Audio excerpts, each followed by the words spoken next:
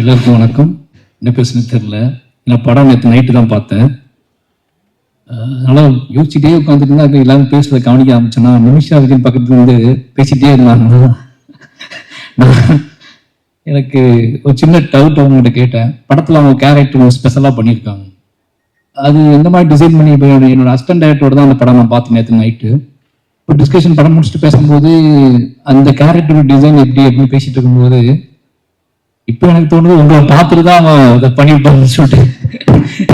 எனக்கு சரியா இங்கிலீஷ் தெரியாது அப்படின்னால அது என்ன டிசார்டர்னு கண்டுபிடிக்க தெரியல. அது கொஞ்சம் அசிஸ்டன்ட் கேட்டேன் என்ன டிசார்டர் அது அப்படின்னு கேட்டேன்னா அப்போ வந்து அது கொஞ்சம் என்ன சொன்னா இது பயங்கர எனர்ஜியா இருப்பாங்க, எக்ஸ்ட்ராவா யோசிப்பாங்க, ஏதாவது ஒன்று பார்டர். அப்போ அது எப்படி யோசிச்சுக்கிட்டே படம் கார் ஓட்டிட்டு வந்தேன். இதை பத்தி நம்ம என்ன பேசுறது அப்படின்னு யோசிச்சிட்டே வந்தேன்.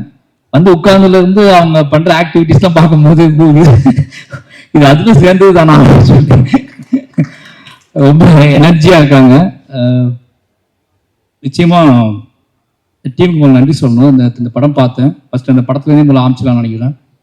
நெல்சன், எனக்கு நெல்சன் பழக்கம் வந்து நான் அந்த நெல்சனுக்கு கால் பண்ணதுக்காக ஒன்று இந்த நெல்சன் கால் பண்ணிட்டேன். ஃபோன் அடிச்சுட்டு யோ எங்கேயா இருக்கு அப்படின்னு கேட்கும்போது மாதிரி நான் நெல்சன் பேசுறேன். நம்ம நெல்சன் பேச மாட்டா அப்படி. அப்போ இதில் நெல்சன் எனக்கு ரொம்ப பிடிக்கும்.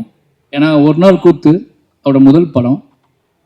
பொதுவாக நம்ம என்ன நினைப்போம்னா ரெண்டு ஆப்ஷன் இருக்கு சினிமா நம்ம வந்து சூஸ் பண்ணுறதுக்கு.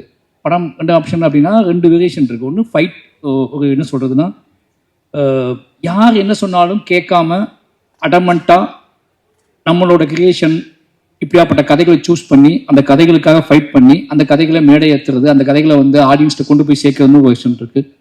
இன்னொரு விஷயம் எது வெற்றியின் பக்கத்தில் இருக்கு, எது வந்து சக்சஸாக இருக்கு, எது நம்மளை போர்ட்ரேட் பண்ணும், நம்மளை ஒரு டைரக்டரா நம்மளை ஒரு செலிபிரிட்டியா எது போர்ட்ரேட் பண்ணணும்னு சொல்லி சூஸ் பண்ணி அந்த பக்கம் போய் நிற்கிறது, சம்பாதிக்கிறது. இந்த மாதிரி நெல்சனோட 4 படங்கள் எடுத்து பார்த்தீங்கன்னா ரொம்ப ஆச்சரியமா இருக்கும். என்ன ஆச்சரியமா இருக்கும்னா அவர் கதை ரொம்ப கனமான கதைகளை எடுத்துக்குவார். நான் நிறைய நாள் யோசிச்சிருக்கேன் அவருக்கு வயசு தான் என்ன, ஏன் அழகு அந்த ஒரு நாள் கூத்து பார்க்கும்போது எனக்கு வந்து அப்போ வந்து அவர் கூட பழகின ஃப்ரெண்ட்ஸ் எல்லாம் எனக்கு ஃப்ரெண்ட்ஸாக இருந்தாங்க. அவங்க எல்லாரும் நெல்சன் பேசும்போது ஒரு சின்ன பையன் மாதிரி நினச்சிக்கேன் நான். அப்போ இவர் சூஸ் பண்ணுற கதைகள் எல்லாமே வந்து மான்ஸ்டராக இருக்கட்டும், இல்லை வந்து ஃபர்கானாவாக இருக்கட்டும், ஒரு நாள் கூத்துலாம் ஃபர்ஸ்ட் படம் தொடங்கின விதமே வந்து ஒரு மெச்சூர்டான, இது ஒரு என்ன சொல்றது, இது வந்து இன்னொரு இப்போ உள்ள ஜென்ரேஷன் பார்ப்பாங்களா, இப்போ உள்ள ஜென்ரேஷன் கனெக்ட் ஆவாங்களா அப்படின்லாம் யோசிக்காம ஒரு சினிமாவை நேர்மையா அது நீ கனெக்ட் ஆகுது ஆகலை, எனக்கு ஒரு விஷயத்தை காட்டணும்னு தோணுது, அது இப்படிதான் தொடங்குன்னு தோணுது, நான் அதை அப்படி தொடங்கணும். அந்த மாதிரியான மனிதர்களை இந்த மாதிரி விலகி நிற்கக்கூடிய அங்கங்க அவர் கதாபாத்திரத்துல ரொம்ப பிடிச்சது என்ன அப்படின்னா எல்லாத்துக்கும் இன்டீரியரா ஒரு லைஃப் இருக்கும். எல்லா கேரக்டர்ஸுக்கும் இன்டீரியரா ஒரு லைஃப் இருக்கும். வெளியே நம்ம எல்லாம் ஜாலியா இருப்போம், ஆடுவோம், பாடுவோம், என்ன ஏதோ பண்ணுவோம். பொது புத்தி என்ன இருக்கோ பொது புத்தியோட கனெக்ட் ஆகி புது புத்திக்குள்ள டிராவல் பண்ணிட்டு இருப்போம். பட் இன்டீரியரா இருக்கிறத நம்ம வந்து பெருசாக எஸ்டாப்ளிஷ் பண்ண மாட்டோம். அது நமக்கு பிடித்தமான மனிதர்கள்ட்ட, கேர்ள் ஃப்ரெண்ட்கிட்டயோ இல்ல அவங்ககிட்ட கூட நம்ம மறைக்க ட்ரை பண்ணுவோம். அவருடைய 4 படத்துலையும் பாத்தீங்கன்னா அந்த கேரக்டர்ஸ், அவரோட கேரக்டர்ஸ் இன்டீரியரான அவங்க மனசுக்குள்ள இருக்கக்கூடிய அந்த மனசுக்குள்ள கேட்டுக்கிட்டே இருக்கக்கூடிய ஒரு பாட்டுக்கு அவங்க ஆடி இருப்பாங்க, மனசுக்குள்ள கேட்டுக்கிட்டே இருக்கக்கூடிய ஒரு கேள்விக்கு அவங்க பதில் பேச ஆரம்பிச்சிருப்பாங்க, மனசுக்குள்ள கேட்டுக்கிட்டே இருக்கக்கூடிய மனசுக்குள்ள வந்து வரைஞ்சுக்கிட்டே இருக்கக்கூடிய ஓவியத்தை வெளியே காட்ட ட்ரை பண்ணுவாங்க. இப்படியாப்பட்ட கேரக்டர்ஸ் அவர் கிரியேட் பண்றாரு. அது என்ன அப்படின்னா எங்க ஜென்ரேஷன் டைரக்டர்ஸ் தான் நெல்சன். எங்க ஜென்ரேஷன்ல அவர் தனியா இருக்காரு. நான் நினைக்கிறது அப்படிதான் நினைக்கிறேன். அவருக்கு வந்து ஒரு சோசியல் ரெஸ்பான்ஸ் இருக்கு, ஒரு சமூக பொறுப்பு இருக்கு.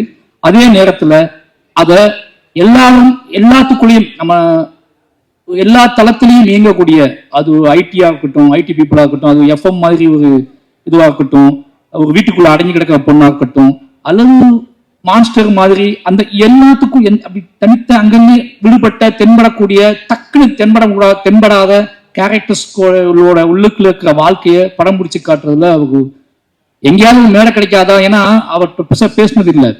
அவர் படம் பார்க்கும்போது எனக்கு தோணும் இந்த படம் வந்து அப்படியே ஒரு ஆத்துல இலையத்துக்கு போட்டா அது டிராவலாகி மெதுவாக போயிட்டு இருக்குல்ல, அந்த மாதிரி எந்த சலனமும் இல்லாம எந்த பெரிய ஆர்ப்பாட்டமும் இல்லாம நீங்க ஒரு நாவல் படிக்கிற மாதிரியான உணர்வுகளை தரக்கூடிய படங்கள் எடுக்கக்கூடியது தான் நெல்சன்.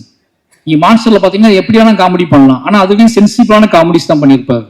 அதை வச்சுக்கிட்டு கோக்கு மக்கள்லாம் பண்ணியிருக்க மாட்டாரு. இது ஏதாவது ஒரு ஸ்டேஜ் கிடைக்காதான்னு நான் ஏங்கிருக்கேன் அவர்கிட்ட டிஸ்கஸ் பண்றதுக்கு, அவர் பேசுறதுக்கு. ஏன்னா இந்த தலை ரொம்ப முக்கியமானது. அப்படி டிஎன்ஏ பார்க்கும்போது எனக்கு வந்து அந்த கதையை வந்து சூஸ் பண்ணதும், இந்த கதையை படம் பண்ணணும்னு சூஸ் பண்ணதும், அவரோட அந்த பயோபிக் அவரோட சினிமாகிராஃபில பார்க்கும்போது எனக்கு தெரியுது அவர் இந்த மாதிரி தான் சூஸ் பண்றாரு. நினைச்சு பார்த்தா அவருக்கு ஒரு சினிமா அறிவு இருக்கு, சினிமா வட்டம் இருக்கு.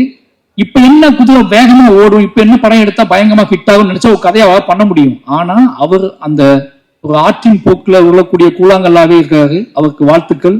நிச்சயமா அந்த அவர் லிஸ்ட்ல வந்து டிஎன்ஏ படமும் ரொம்ப மனசுக்கு நெருக்கமான படமா இருந்துச்சு. அது காரணம் என்ன அப்படின்னா, ஒரு நாவல் படிக்கிற மாதிரி இருந்துச்சு. குட்டியா நம்ம ஒரு நாவல் படிப்போம்ல. என் ஹஸ்பண்ட் கேட்டேன் எப்படா கேட்டா, எல்லாருமே ஒரு நாவல் படிச்சு முடிச்சோன்னே அவங்கள்ட்ட கேட்டோம்னா அவங்க அந்த ரியாக்ஷன் தான் கொடுப்பாங்க, எந்த பக்கத்தை பத்தி பேசுறது அப்படின்னு சொல்லி. அந்த மாதிரி எல்லாருக்குமே ஒரு அமைதியும் ஒரு மௌனம் இருந்துச்சு. ஏன்னா இது வந்து இந்த படத்தை பார்க்கும்போது என்னன்னா, நீங்க ஆர்ப்பாட்டம் இல்லாம ஒரு உண்மையை நேரா பார்க்குற ஃபீல் இருக்கும். இந்த படத்தை பார்க்கும்போது என்ன தோணும் அப்படின்னா, ஊரு கத்திலாம் பார்க்க முடியாது. ஒரு படத்தை பார்க்கும்போது நம்ம படுத்து எந்திரிச்சு போன இடத்துல பக்கத்துல ஒன்று நடந்திருக்கும். நம்ம பில் கிட்ட கவுண்டர் நின்றுப்போம். அந்த கவுண்டருக்கு ஒரு கதை இருக்கும், நமக்கு தெரியாது. நம்ம ஒரு டாக்ஸில டிராவல் பண்ணியிருப்போம், அந்த டாக்ஸிக்குள்ள ஒரு பயங்கரமான கதை இருக்கும், நமக்கு தெரியாது. நம்ம இப்படி அங்கங்க வாழ்க்கையை வாழ்ந்துட்டே இருக்கோம். நம்ம நடந்து உட்கார்ந்து தூங்கி சிரிச்ச அல்லது தவிச்ச அந்த இடத்துக்குள்ள ஒரு பயங்கரமான ஒரு கதை இருக்கும், ஹியூமன் வேல்யூவோட ஒரு கதை இருக்கும். அந்த கதையை சொல்லக்கூடிய ஒரு படமா தான் டிஎன்ஏ வந்திருக்கு. நாம வந்து நம்பி போகக்கூடிய ஹாஸ்பிட்டல், நாம நம்பி பேசக்கூடிய டாக்டர்ஸ், நாம நம்பி திரும்பக்கூடிய நம்மளோட துணைகள், நம்மளோட உறவினர்கள், நம்மளோட காவல் அதிகாரிகள், இவங்க எல்லாத்துக்குள்ளேயும் கூடக்கூடிய கதையை வந்து அதை சென்டர் பாயிண்ட் பண்ணி அதுக்குள்ள ஒரு வேல்யூஸை கிரியேட் பண்ணி இது நடந்தா என்ன ஆகும் இருக்குல்ல. இப்படியாப்பட்ட மனிதர்கள் வாழ்ந்துட்டு இருக்காங்க, இப்படியாப்பட்ட மனிதர்கள் இருக்காங்க. இவ்வளவு நம்ம எவ்வளவு ஹியூமனுக்கு வேல்யூ கொடுக்குறோமோ, அதே மாதிரி ஹியூமன் வேல்யூவே இல்லாத ஹியூமன்ஸ் கிரியேட் பண்ற கூடிய அந்த நாசக்கார உலகம் இருக்குல்ல, அந்த நாசக்கார உலகத்துக்குள்ள நம்ம எப்படி நாம அது தெரியாம அதுக்குள்ள எப்படி பின்னி பிணைஞ்சு கிடக்கும் அப்படிங்கிற வெளிச்சத்தை வந்து, அப்படிங்கிற ஒரு பயத்தையும் அப்படிங்கிற ஒரு கவனத்தையும் சொல்லக்கூடிய படமா டிஎன்ஏ வந்திருக்கு. நிச்சயமா இந்த படம் வந்து அதர்வா ப்ரோக்கோ சொல்லி ஆகணும். அவருக்கு ஞாபகம்னு தெரியல. பெரிய முதல் கதை சொன்ன முதல் ஹீரோ அவர் தான். ஷாக்கா இருக்கா? அப்படிதான் இருக்கும். வந்து பரதேசி பார்த்து முடிச்சுட்டு பெரியம்மாள் கதை எழுதி முடிச்ச உடனே இந்த யார்கிட்ட போலாம் ஹீரோ அப்படின்னு போது, நான் முரளி சாரோட பயங்கரமான ஃபேன். இதேமே பாட்டு போய் அழுத, நமக்காக அழுத ஒரு ஜீவன் அப்படின்னு சொல்லி, ஏன்னா ஒன் சைட் லவ் அதிகமா பண்ண தலைவர். ஓகேங்களா? அது ஒன் சைட் லவ் அப்படிங்கிறது வந்து நம்ம நினைக்கிறோம் ஒன் சைட் லவ்னா சொல்லி அது ஏற்றுக்கொள்ளாத காதல் ஒன் சைட் லவ் கிடையாது. சொல்லவே எனக்கு நீ சொல்லணும் அவசியம் கிடையாது, எனக்கு ஒன்று பிடிக்கும் அப்படின்னு நமக்கு கெத்த கொடுத்தது முரளி சார் தான். அவர் ஒரு பையன் ஹீரோ ஆயிட்டான்னு சொன்ன உடனே, நான் பானா காத்தாடி வந்த உடனே பெரிய மாலுக்குள்ள வச்சு யோசிச்ச ஹீரோ நீங்க தான். ஏன்னா முரளி சார் பையன் நம்மள மாதிரி தான் இருப்பாப்ல நம்மள மாதிரி தான் இருப்பாப்ல, இந்த கதைக்கு பயங்கரமா ஆப்டா அப்படின்னு சொல்லி மீட் பண்ணலாம் செஞ்சேன், கதை சொன்னேன். பட் ஏதோ ஒரு அவரோட பிஸி ஷெடியூல்ல அந்த கதை கிளிக் ஆகல. சொன்னா நம்ம மாட்டீங்க, ரொம்ப ஃபீல் பண்ண அன்னைக்கு. முரளி சார் பையன் ஒத்துக்கதை கதை பண்ணலையே, இப்ப யாரை வச்சுதான் படத்தை பண்றது, வேற ஹீரோட்ட போயிடலாமா அப்படி. வேற ஹீரோ முரளி சார் பையனே ஒத்துக்கல இந்த கதையை. நம்மளை பார்த்து நம்ம இப்பவுமே இப்படிதான் இருக்கோம், அப்ப ரொம்ப மோசமா இருக்குமோ, நம்மளை பார்த்து அதையே நம்ம டைரக்டர் நம்பல, யாரும் நம்ப போறா அப்படின்னு பயங்கர அப்செட்ல இருந்தேன். என் ஒய்ஃப் எல்லாம் சொல்லியிருந்தேன் நான், அதர்வா கிளிக் பண்றோம், பெரிய இருந்து அதர்வா தான் அப்படின்னு சொல்லி. அது நடக்கல. பட் எனக்கு தெரியும் ஒரு நாள் அவர்கிட்ட நான் ஞாபகப்பட்டு சொல்லுவேன், இந்த பெரிய உங்களுக்கு அதுக்கான சந்திப்பே நடக்கல ரெண்டு பேத்துக்கும். ரொம்ப நாள் கழிச்சு இன்னைக்கு தான் நம்ம சந்திக்கணும்னு நினைக்கிறேன். அன்னைக்கு அப்புறம் எங்கேயாவது கிராஸ் பண்ணியிருப்போம். பட் ஆனா பக்கத்துல உட்காந்து எமோஷனலான ஒரு சந்திப்பு நடந்ததுன்னா இன்னைக்கு தான் நடந்திருக்கு. கிட்டத்தட்ட 7 வருஷம் ஆச்சு. அப்பவே இருந்து அவர் மேல ஒரு பார்வை இருந்திருக்கு. அந்த பார்வையின் அடிப்படையில நிச்சயமா அவர் என்ன சொல்றதுன்னா, இன்னும் உயரம் போகக்கூடிய ஒரு நடிகர் தான். இன்னும் உயரம் போகக்கூடிய, உயரமா இருக்கனாலே கொஞ்சம் சுலபா போறாரா எனக்கு தெரியல. இன்னும் உயரமா போகக்கூடிய நடிகர் தான். அவருக்கான கெப்பாசிட்டி வந்து உடம்பு ஆற்றல், அதுக்குள்ள ஒரு வேகம் எல்லாமே இருக்கு. டிஎன்ஏ நிச்சயமா அவருக்கு ஒரு முக்கியமான படமா இருக்குன்னு நம்புறேன். வாழ்த்துக்கள் ப்ரோ.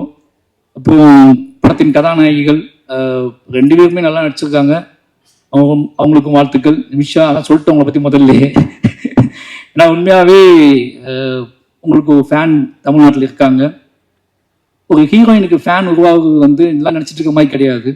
அவங்க கொடுக்குற சித்திரம் இருக்குல்ல, வீட்டுக்கு போனதுக்கு அப்புறமும் நமக்கு அந்த பொண்ணோட உருவம் வந்து அகம் சொல்றது நான், ஓகேங்களா? அந்த கண்ணுக்குள்ள தென்பட்ட ஏதோ ஒரு வெளிச்சமோ நம்ம வீட்டுக்கு போனதுக்கு அப்புறம் கூட நமக்கு தென்பட்டுட்டே இருந்துச்சு. நம்ம அந்த ஹீரோயினை தான் மனசுக்குள்ள நினைக்கிறோம், ஓகேங்களா? அந்த கேரக்டர் தான் நம்ம மனசுக்குள்ள நினைக்கிறோம். நான் நீங்க நம்ப மாட்டீங்க, நானும் இதே அசிஸ்டன்ட்லாம் சொல்லியிருக்கேன்.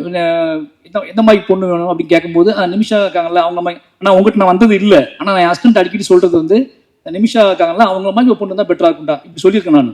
அப்படி சொல்லக்கூடிய இந்த மனிதர்களோட இயல்பான மனிதர்களுக்குள்ளே டக்குன்னு தென்படக்கூடிய ஒரு உருவமா நீங்க இருக்கீங்க.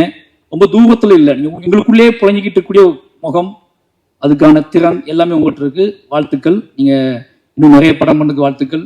அப்புறம் தலைவர் நம்ம அம்பேத்கர், அது வந்து ரொம்ப பெருமையா இருக்கு, எனக்கு ரொம்ப ஆச்சரியமா இருக்கு. என்ன சொல்றதுன்னா 10 படம் நேற்று தான் லிஸ்ட் சொல்லிட்டு இருந்தாரு. எனக்கு ஷாக் ஆயிடுச்சு, இவ்வளவு படமா அப்படின்னு சொல்லி. ஏன்னா இப்போ என்னோட ஒய்ஃப் சொல்லுவாங்க, நீ அரசியல் பேசு, சினிமாவில் பேசு, இது பண்ணு, எழுதுதான் ஓகே, பட் ஆனால் அரசியல்வாதி மாதிரி யோசிச்சிடாத அப்படிம்பாங்க. அரசியல்வாதி மாதிரி யோசிச்சு ஏதாவது மேடையில் கைப்பற்றிடாத, மேடையில் பேசிடாத. அந்த அரசியல்வாதி தன்மை வந்துடுச்சு அப்படின்னா உன்னால சினிமாவுக்குள்ள கிரியேட்டிவிட்டி நீ இழந்துடுவ அப்படின்னு சொல்லிக்கிட்டே இருப்பாங்க. உனக்குள்ள இருக்கிற வாழ்க்கை, இந்த வாழ்க்கைக்குள்ள ஒரு அரசியல் இருக்கு. அந்த அரசியல் உன்னோட கலைத்தன்மையை, கலை ஒரு ஆங்காரம் இருக்கு, அந்த ஆங்காரத்துக்கு நீ வேலை செஞ்சுக்கிட்டு இருக்கு. ஆனால் அரசியல்வாதி கிட்ட அந்த ஆங்காரம் இருக்குமான்னு தெரியாது. ஏன்னா அது ஒரு மேடை, அது மக்களை, மெயின் ஸ்ட்ரீம் மக்களை நோக்கி கவரக்கூடிய, மெயின் ஸ்ட்ரீம் மக்களை கவரக்கூடிய மட்டும் கிடையாது, மெயின் ஸ்ட்ரீம் மக்களை தனக்கான ஆட்களாவே மாற்றக்கூடிய அரசியல்வாதி பாயிண்ட் ஆஃப் வியூ. தனக்கான மக்களாக மாற்றக்கூடியது கிடையாது கலை. இந்த மக்களை சமூகத்துக்கான மக்களாக மாற்றக்கூடியதுதான் கலை. அப்போ அரசியல்வாதியா மாறினா சினிமா போயிடுங்கும்போது ஒரு அரசியல்வாதியா வந்து 10 படம் பண்ணியிருக்காரு. இந்த 10 படமும் நல்ல நல்ல படங்கள் பண்ணியிருக்காரு. அவர் சொன்ன லிஸ்ட்டை நான் நேத்தான் கேட்டேன். எனக்கு கழுவேத்தி முகம் உங்க படம்னு தெரியாது, எனக்கு அதுவே ஆச்சரியமா இருந்துச்சு. அப்போ ஜிப்சி, மணங்குத்தி பறை எல்லாம் பண்ணியிருக்காரு. மணங்குத்தி பறை பண்ணியிருக்காரு, ஜிப்சி பண்ணியிருக்காரு, கழுவேத்தி முகன் பண்ணியிருக்காரு, டாடா பண்ணியிருக்காரு. இன்னைக்கு எல்லாருமே நல்ல டைரக்டரா இருக்காங்க. ராஜ்முகனை வந்து ஜிப்சி பண்ணதுக்கு அப்புறம் அந்த மாதிரி ஒரு கான்செப்டை அவ்வளோ ஆர்டிஸ்டிக்கா எடுத்துருப்பாங்க அந்த படத்தை. அந்த படம் எடுத்துட்டு பாருங்க, அந்த படத்தை இன்னும் செலிப்ரேட் பண்றாரு, அந்த படத்தை கொண்டாடுறாரு. அது ஏன் படம் இருக்காரு, ஜிப்சி அப்படி, ஜிப்சி ப்ரொடியூசர் நான் சொல்றாரு. இந்த கெத்துலாம் இருக்குல்ல, இது ரொம்ப நல்ல விஷயம் சினிமாவுக்கு. ஒரு ப்ரொடியூசர் அரசியல் தன்மையோடும் இருந்து சினிமாவையும் புரிஞ்சுக்கிட்டு நம்மகிட்ட பேசும்போது நமக்கே ஆச்சரியமா இருக்கு. அரசியலை ஒதுக்கிட்டு சினிமா பேசுன்னு சொல்லி பழகுறாங்கல்ல, அது ரொம்ப பயமா இருக்கு. ஏன்னா உங்களுக்கு நல்லாவே தெரியும், சினிமாவில் முடிச்சக்கப்ப எல்லாரும் அரசியல் தான் போவாங்க. ஆனா இப்ப தொடக்கத்தை நம்ம என்ன சொல்லுவாங்கன்னா, அரசியல் மட்டும் வேணாம் தலைவா அப்படிவாங்க. பேசும்போது ஆச்சரியமா இருக்கும். அப்படி பேசின ஆட்கள் எல்லாருமே நீங்க அரசியல் தான் போறாங்க. அப்போ அரசியல் இல்லாம இந்த வாழ்க்கை இல்லைன்னு நமக்கு நல்லாவே தெரியும். அப்போ இந்த சினிமாக்குள்ள பேசும்போது மட்டும் கொஞ்சம் அப்படியே இடனா இருந்து பேசுவாங்க. ஆனா ஒரு எம்எல்ஏ, மக்களோட புழஞ்சிக்கிட்டு இருக்க ஒருத்தர், கிட்டத்தட்ட 10 வருஷம் எம்எல்ஏவான, 10 வருஷம் எம்எல்ஏ துணிஞ்சு நம்புறாரு அடுத்துட்டு போய் எம்எல்ஏ தான். அவர் வந்து படங்களை இயக்குறாரு. யோசிச்சு பார்க்கும்போது டிஎன்ஏ கதையில நேத்தே என்கிட்ட சொல்லிட்டாரு, இந்த படம் நல்ல படம் தம்பி அப்படின்னாரு. நீ பார்த்துட்டு சொல்லு தம்பின்னு கூட அவர் சொல்ல, என்கிட்ட நீ பார்த்துட்டு தம்பி கூட சொல்ல, தம்பி நல்ல படம் நீ பார்த்துரு அப்படின்னாரு. அந்த தன் படத்தின் மீது ஒரு ஆங்காரமான நம்பிக்கையும் அதை பார்த்துருஎன்ன அப்படின்னு சொல்ற இருக்குல்ல, அந்த கெத்து இருக்குல்ல, இந்த ஒன்று எடுத்துருக்கோம் அதை பார்த்துட்டு சொல்லேன் அப்படிலாம் சொல்ல அவர். நான் நல்ல படம் எடுத்திருக்கேன், அந்த படத்துக்கு மட்டும் இல்லை, இன்னும் முடிவு பெறாத படத்துக்குலாம் அவர் சொல்றாரு. ஒய்ஃப்னு ஒரு படம் வந்து பண்ணியிருக்கேன் தம்பி, செம்ம படம், அவன் எழுதி வச்சுக்கோ, நல்ல பெரிய டைரக்டர் ஆவான்னு சொல்றாரு. அப்போ டாடா டைரக்டர் சொல்றாரு, அவன் எங்கேயோ போய் மாட்டிக்கிட்டான், நான் தான் டைரக்டர் ஆக்கினேன், அவன் கூப்பிட்டு அடுத்த படம் கொடுக்கணும், எடிட் பண்ணணும்னு சொல்லி எல்லாத்தையும் பத்தி பேசி கொடுக்குற ஒரு ஆளா இருக்காரு. அப்படி நம்மளையும் பிடிச்சதாப்புல, நீ எப்போ சொல்லு அப்படிங்க. நான் சொன்ன போச்சு, உள்ள வச்சு பூட்டிட்டாங்க, சாவி யார் வச்சிருக்கானே தெரியலன்னு சொல்லிட்டேன். என்னோட சாவியை யார் வச்சிருக்கானே தெரியல, உள்ள வச்சு பூட்டிட்டாங்க, நான் உள்ள இருந்தே படம் பண்ணிட்டு இருக்கேன் அப்படின்னு சொல்லிட்டேன். அதனால ஒரு இந்த மாதிரி ப்ரொடியூசர்ஸ் கிடைக்கிறது பெரிய விஷயம். சூப்பர்ண்ண, ரொம்ப நன்றி. ஏன்னா இந்த டீம் பார்த்தீங்கன்னா நம்ம எந்த ஃபங்க்ஷனுக்கு போனாலும், ஏதோ ஃபங்க்ஷனுக்கு போவோம், நம்ம படம் கிடையாது அப்படின்னு போவோம். அந்த ஃபங்க்ஷனுக்கு போய் உட்காந்துக்கு தான் தெரியும், உட்காந்துக்கவங்க ஃபுல்லாக நமக்கு ரொம்ப நெருக்கமானவங்களா இருப்பாங்க. அப்படி இந்த மேடையில ஃபுல்லா பாலசக்தியன் இருக்காரு. ஆனா செம அடிச்சிருக்கீங்க. அது என்னமோ தெரியல, உங்களை பார்த்துட்டு தான் எல்லா கேரக்டருமே இப்போ பாலசக்தியன் பார்த்துட்டு சில கேரக்டர்ஸ்லாம் உருவாக்குறாங்க. இந்த தோற்றத்தோட, மனிதத்தன்மையோட, ஒரு நேர்மை வேணும் அப்படின்னா அந்த நேர்மைக்கான தோற்றம் என்ன அப்படின்னா, அந்த நேர்மைக்கான தோற்றம் நெளிவு சுழிவோட குறைவாவே யாரை பார்த்தாலும் உடனே கட்டி பிடிக்கிற, உடனே தோல் மேல கை போடுற ஒரு உருவம் வேணும் அப்படின்னா பாலசக்தியன் கூப்பிடு அப்படிங்கிற இடத்துக்கு வந்துடுச்சு சினிமா. அப்போ சுப்பிரமணிய சுவாமி கோபப்பட்டாங்க பார்த்தீங்களா, யாராவது மாறினீங்க கொன்று அப்படின்னு சொன்னார்ல. அப்படிதான் படத்துல அவர் தொடங்குற பாயிண்ட், அவர் தொடங்கின புள்ளி, கடைசி போய் படம் முடியும் போது அவர் இருந்த இடம் எல்லாமே மாசா இருந்துச்சுன்னு. வாழ்த்துக்கள். இப்போ சேத்தன் சார், நிறைய பேர் இங்க எல்லாருமே எனக்கு அவனோட அதிஷாவை பற்றி சொல்லி ஆகணும். அது ரொம்ப சந்தோஷம் எனக்கு. ஏன்னா இந்த மாதிரி ரைட்டர்ஸ் வரும்போது என்ன நடக்கும்னா, எனக்கு ரொம்ப நம்பிக்கை இருக்கு. நம்ம படத்தை கேள்வி கேட்டு, நிறைய படங்களை கேள்வி கேட்டு, நிறைய படங்களை ஒன்று எதிர்பார்ப்பாங்க. அவங்க ரைட்டர்ஸா மாறும்போது நாம மற்ற படங்கள்ட்ட என்ன எதிர்பார்த்தோம், அப்ப நம்ம படங்களுக்குள்ள என்ன கொடுக்கணும் அப்படிங்கிறத முடிவு பண்ணி வேலை செய்யக்கூடிய எழுத்தாளர்கள் உள்ள வந்தா சினிமா நல்லா இருக்கும். அப்படி அதிஷா நிறைய படங்களை விமர்சிச்சிருக்காருன்னு நினைக்கிறேன். நிறைய படங்கள் என்ன படம் எடுக்கிறீங்க அப்படிலாம் பேசியிருக்காரு. ஓகேங்களா, நிறைய படங்களை கலாய்ச்சி விட்டுருக்காப்புல. இன்னைக்கு அவர் படம் எடுக்க வந்துருக்காருன்னா அந்த எல்லாமே மனசுல ஓடும். ஓகேங்களா, அப்போ எல்லாம் மனசுல ஓடுங்கும் போது என்ன வேண்டாம், எது இந்த சமூகத்துக்கு அவசியமற்றது, சந்தோஷமா இருக்கலாம், ஜாலியா இருக்கலாம், ஆடலாம், பாடலாம், கொண்டாடலாம், காதலிக்கலாம், ரொமான்ஸ் பண்ணலாம், எதுவும் பண்ணலாம். ஆனா எதை எப்படி இதை கொடுத்துடக்கூடாது அப்படிங்கிற தெளிவும் ரைட்டர்ஸ் இருக்குன்னு ஆகணும். அவர் எதை நம்ம புஷ் பண்ணி கொடுத்துடக்கூடாது அப்படின்னு சொல்லி அது அந்த படத்துல வேலை பார்த்துருக்காங்க. எனக்கு இப்பதான் தெரியும். அவர் பார்த்தோன்னே ஆச்சரியமா இருந்துச்சு. வாழ்த்துக்கள் ப்ரோ, உண்மையாவே சொல்றேன். நெக்ஸ்ட் அடுத்த இடத்துக்கு நீங்க போகணும். நல்ல இந்த மாதிரி இன்னும் நிறைய பேர் உள்ள வருவாங்க. ரொம்ப நன்றி, அவருக்கு ரொம்ப நன்றி. அப்புறம் மியூசிக் டைரக்டர் சொல்லி ஆகணும், 5 பேர். ஏன்னா ரொம்ப ஆச்சரியமான விஷயம், நெல்சன் பண்ணக்கூடிய சில ஜிம்மிக்ஸ்ல இது ஒரு ஜிம்மிக்ஸ். அவர் எல்லா படத்துலையும் ஒரு கண்டுபிடிப்பாரு. அப்படி இந்த படத்துல 5 மியூசிக் டைரக்டர் கொடுக்குறோம். 5 புது மியூசிக் டைரக்டர் புதுசா போயிடுவோம்னு சொல்லி அதுக்குள்ள ஒரு பெரிய வரலாறு இருக்கு. காசும் கம்மியா இருக்கு, டீமும் ஈஸியா வேலை வாங்கிடலாம். ஒரு பயங்கரமான பிளான் பண்ணிக்கிறேன். ஒரு மியூசிக் டைரக்டர் வேலை பார்க்கவே பெரிய விஷயமா இருக்கு. 5 மியூசிக் டைரக்டர் இருக்கும்போது இவர்கிட்ட சொல்லும் போது அவர் அப்பவே கொடுத்துட்டாரு, நீங்க கொடுக்காம இருக்கீங்கன்னு சொல்லி எப்படியோ ஒரு வேலை பார்க்க முடியும். அந்த 5 பேரையும் இன்ட்ரோடியூஸ் பண்ணி வச்சிருக்காரு. சூப்பர் ப்ரோ, ரொம்ப நன்றி. ஏன்னா அந்த 5 பேரும் சந்தோஷமா இருக்காங்க. அந்த 5 பேத்துக்குள்ள ஒரு கனெக்டிவிட்டி இருக்கு. ஒரு படத்துக்குள்ள இது நம்ம படம், ஒரு 5 மியூசிக் டைரக்டர் சொன்னா அந்த படம் எப்படின்னு வச்சுப்பாங்க. இது ஏன் படம், அந்த படம் ஓடணும்னு 5 மியூசிக் டைரக்டர் நினைக்கிறது. 5 இல்ல 6 பேர். தலைவர் இருக்காப்புல, ஜிப்பான் அண்ணன் இருக்காப்புல. ஜிப்பான் எனக்கு ரொம்ப பிடிக்கும். அவரோட வாகேஷோடவா மியூசிக் படம் பார்த்துட்டு அந்த மியூசிக் முதல்ல கேட்கும் போது இந்த படம் பார்த்தே அவனை நம்ப வச்சது ஜிப்பான். அவருக்கு ரொம்ப நன்றி சொல்லணும். ஏன்னா அவர் இந்த 5 புது மியூசிக் டைரக்டர் பண்ணியிருக்க இடத்துல அவருக்கு நான் பண்ணி கொடுக்கன்னு பண்ணது சூப்பர், ரொம்ப வாழ்த்துக்கள். அப்புறம் என்னோட லிரிக்கிஸ்ட் கார்த்திக் நேத்தா, அவரோட நான் ஒர்க் பண்ணல. ஏன்னா ஒர்க் பண்ண முடியுமான்னு தெரியல, தான் நிஜம். எங்களுக்கு அவ்வளோ பெரிய வாழ்க்கை இருக்கு. நான் உண்மையாவே ஒரு கவிஞனோட படம் எடுக்கணும், கவிஞனோட வாழ்க்கை வரலாற்றை நான் எடுக்கணும்னு ஆசைப்பட்டேன்னா நான் கார்த்திக் நேத்தா கதையை நான் எடுப்பேன். ஏன்னா தமிழ் வாழ்வோட கொந்தளிப்பு, ஏமாற்றம், அவமானம், கனவுகள், ஒரு நிதானமற்ற தன்மை, ஏக்கம், வெறி, எவனுமே இந்த உலகத்துல எனக்கு வேணாண்டா அப்படின்னு நினைச்ச ஒரு வாழ்வு இன்னைக்கு எல்லாருமே எனக்கு வேணும் அப்படின்னு நினைக்கிற விருப்பம், இது எல்லாமே நிரம்ப பெற்ற ஒரு கவிஞன் கார்த்திக் நேத்தா. 2 பேத்துக்கும் அண்ணன் தம்பி ரிலேஷன்ஷிப், அண்ணன் தம்பியா வாழ்ந்துருக்கோம், அண்ணன் தம்பியா 2 பேரும் சண்டை போட்டிருக்கோம், அண்ணன் தம்பியா ரோட்ல இருந்திருக்கோம், பேசியிருக்கோம். பயந்துருக்கேன் நான் அவரை பார்த்து ஒளிந்த தருணங்கள் நிறைய. ஆனா இன்னைக்கு அவரை பார்க்கும்போது இந்த ஸ்டேஜ்ல நீ என்ன நினைச்சுக்கோ, இந்த ஸ்டேஜ்ல நான் கம்பீரமா உணர்ந்த ஒரு இடம் கார்த்திக் அண்ணனை பார்த்ததுதான். அவர் நடந்து வந்ததும், கம்பீரமா நின்றதும், அவர் உடல் வாகும் இப்ப எப்படி இருக்குன்னு பார்க்கும்போது வாழ்க்கை இவ்வளவு பெரிய மாற்றத்துக்கு உட்பட்டதுதான் வாழ்க்கை. நாம ஏன் இன்னும் மாற தம்பி, அதெல்லாம் மாறாது தம்பி, இதெல்லாம் செய்ய முடியாது தம்பி, அதெல்லாம் பண்ண முடியாது தம்பி, எப்பேற்பட்ட மாற்றத்தை கிரியேட் பண்ணி இன்னைக்கு முத்தமலை பாட்டு இன்னைக்கு கேட்கும் போது ஒருத்தர் இவ்வளவு நிதானமும் உறவுகளின் மீது, அன்பின் மீது, பேரன்பின் மீது இவ்வளவு நிதானம் அப்ப அந்த மாதிரியான ஒரு காட்டாற்று வெள்ளம் மாதிரி வாழ்ந்த ஒரு ஆள் இன்னைக்கு ஒரு நிதானமா இவ்வளவு இவ்வளவு பாடல்களை உருவாக்க முடியுது, அதை இவ்வளவு தெளிவா கொடுக்க முடியுதுன்னா தமிழ் வாழ்வுல, நம்மளோட இலக்கியத்துல, நம்மளோட அன்புல எல்லாமே இருக்கு. நாம கொஞ்சம் லேட், சில மனிதர்கள் சில தாமதமா வருவாங்க, சில மனிதர்கள் இன்னும் பிரளயமா அவங்க மனம் போன போக்குல வாழ்க்கையை வாழ்ந்துட்டு அதுக்கப்புறம் தெளிவு பெற்று நம்ம சேருவாங்க. நாம அது வரைக்கும் பொறுத்திருக்க வேண்டியிருக்கு. தயவு செஞ்சு சொல்றேன், இந்த மாதிரி கார்த்திக் நேத்தான மாதிரி நிறைய பேர் இருக்காங்க.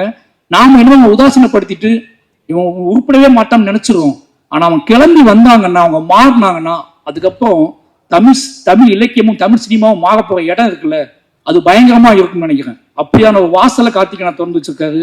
அப்புறம் தோழர் உமாதேவி அவங்க கூட இன்னும் ஒர்க் பண்ணலாம். இதுக்கான காரணம் என்ன அப்படின்னா, கோபம் கூட இருக்கும், டேய் படமே கொடுக்க மாட்டேன்றீங்க. ஆனா ரீசன் என்ன அப்படின்னா, என்னோட வாழ்வு, நான் என்னோட கம்போசருக்கு நான் உட்காந்து வேலை செய்யும் போது நானே சில வார்த்தைகள் சொல்லுவேன், அப்படியே வந்துடும். நானே சில நாள் எழுதிடுவேன், தவிர்க்க முடியாத சில மியூசிக் டேரக்டர்ஸ்ல கொடுப்பேன். எனக்கு என்னன்னா, எனக்கு ஏதோ எழுத்து சம்பந்தமா நான் வந்து அது என்னோட பாயிண்ட் ஆஃப் வியூவா இருக்குன்னு ஆசைப்படுறதுனாலயே எனக்கு என்னமோ தெரியல அப்படி போயிடுது.